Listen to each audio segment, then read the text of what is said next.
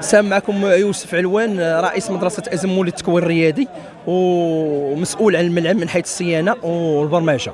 اليوم جينا المجلس البلدي، يعني كان إشعار بأن كاينة غتكون دورة غيتناقشوا فيها مجموعة من النقاط. من بين هذه النقاط اللي جينا على الأساس ديالها باش أننا نستافدوا منها ونشوفوا التوجهات ديال الاخوه الاعضاء وديال رئيس المجلس البلدي وللناس ديال السلطه وكل شيء. هو مشروع اللي تحط ديال السونتر ديال الفورماسيون. حتى كنتفاجئوا، يعني حنا اللي جينا كرياديين ومعروفين على المستوى الوطني اننا جينا باش نستافدوا، حتى كنتفاجئوا بناس لا اناقه لا جمال عندهم في الدومين وكيعارضوا لهذا المشروع التنموي اللي جابوا الرئيس. وهذا كان ملتمس لجميع الجمعيات الرياديه باننا يكون عندنا واحد السونتر. علاش ما نكونوش حنا بحال كازا، بحال الرباط، بحال المدن الكبرى؟ غير مدينه صغيره غتبقى مقتوله، بالعكس مدينه صغيره خاصها مشاريع تنمويه باش انها تزدهر، وخصوصا في المجال الريادي، لان المدينه معروفه غير بالرياده، ما معروفش بشي حاجه اخرى. الرحمن الرحيم. هو واحد من الساكنه ديال مدينه أزمور. جينا اليوم الدوره باش نشوفوا كيفاش الرئيس والمجلس غادي يفوت الوعاء العقاري ديال اللي هو واحد الارض فيها 7 الهكتارات، غيفوت للجامعه ديال كره القدم بدون مقابل. حنا التساؤل ديالنا كساكنه علاش بدون مقابل في ظل هذا الخصوص، في ظل الخصاص ديال الميزانيه ديال أزمور اللي ظل جل المشاريع ديالها متوقفه والميزانيه خاويه. كان من المفروض على ان الرئيس ديال الجماعه يفوتها بواحد الثمن معقول اللي حنا مقدر فيه هو مليار او 2 مليار، راه غتناسب الميزانيه وغتحل بزاف ديال المشاكل. ولكن للاسف هذا الرئيس كيدير غير اللي في راسو، كيحاول يبيع المدينه باش ما كان عنده واحد الرباح في شي حوايج حنا مازال ما عرفناهمش. لهذا حنا راه كنرفضوا تماما ان هذه المساله تمر وهذه النقطه تمر.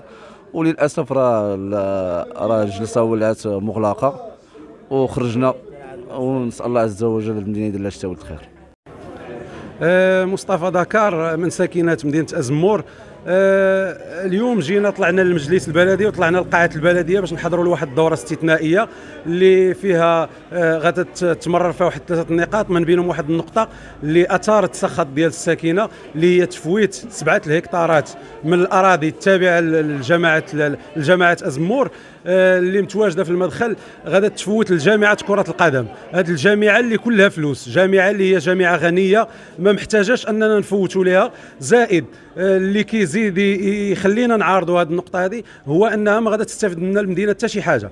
حنا كلنا كنعرفوا هذه المشاريع الرياضيه اللي كتحط، فراه ما كيخدمش فيها الا 2 الناس، 2 ديال السيكوريتي وكذا اللي غيتحطوا حدا الباب، واولاد أزمور راه ما كيستافدوش منها. وحنا انا بعدا شخصيا شهدت على واحد التجربه مماثله لهذه اللي هي تفويت واحد المركز. كان عندنا مركز ديال الاستقبال كانوا كيستافدوا منه الناس، كيستقبلوا فيه الجمعيات، المهم كتكون فيه انشطه اللي كتروج للمدينه.